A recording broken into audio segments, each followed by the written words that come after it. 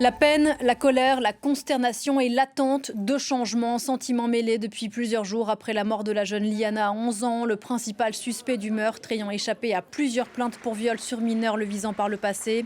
La pression est forte, 60 000 personnes au moins se sont rassemblées hier, ce sont des chiffres du ministère de l'Intérieur, à travers tout le pays pour dénoncer les ratés de la justice et le déni face aux affaires de violences sexuelles en général et les violences faites aux enfants en particulier.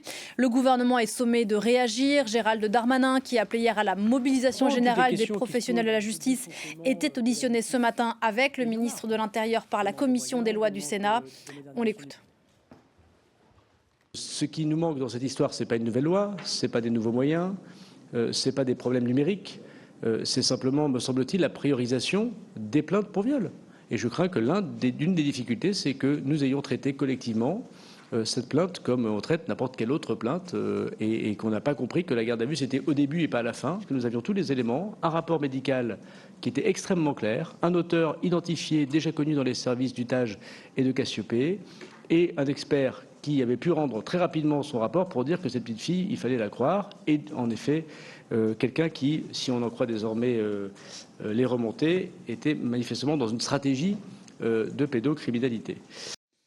Gérald Darmanin qui évoquait à l'instant la plainte pour viol déposée l'été dernier contre le principal suspect du meurtre de cette jeune fille de 11 ans, plainte déposée par une jeune fille du même âge et pour lequel le principal suspect n'avait à ce jour pas été entendu. On va vous retrouver dans la cour de l'hôtel Matignon. Marc Pope, bonjour Marc. Après cette commission des lois au Sénat, Gérald Darmanin et Laurent Nunez ont été convoqués par Sébastien Lecornu à Matignon donc pour tenter d'apporter des réponses à l'indignation provoquée par cette affaire.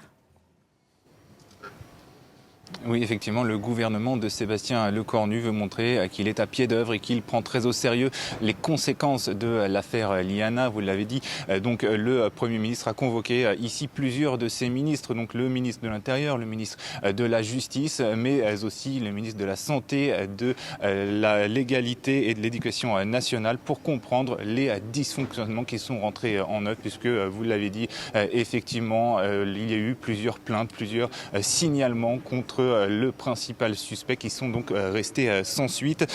Donc parmi les sujets sur la table aujourd'hui, l'aggravation des peines en cas de viol répété, la modification des règles de prescription ou encore la nécessité de motiver les décisions de classement sans suite concernant les crimes et délits sexuels. Alors les mesures qui devraient être prises aujourd'hui devraient ensuite intégrer un projet de loi pour la protection de l'enfance que le gouvernement veut donc faire passer d'ici le mois de juillet, mais on sait effectivement cette crise, eh bien, elle empoisonne le gouvernement. Vous l'avez dit, Laurent Nunez et Gérald Darmanin étaient désignés ce matin par le Sénat. Gérald Darmanin qui dit qu'il ne démissionnera pas. Et puis on l'a appris également aujourd'hui, une femme, une mère de famille qui avait porté plainte contre le principal suspect, eh bien, a décidé de porter plainte cette fois contre l'État pour son inaction. On le sait également, Sébastien Lecornu s'est dit favorable à ce qu'une loi transpartisane pour lutter de manière intégrale contre les violences sexistes et sexuelles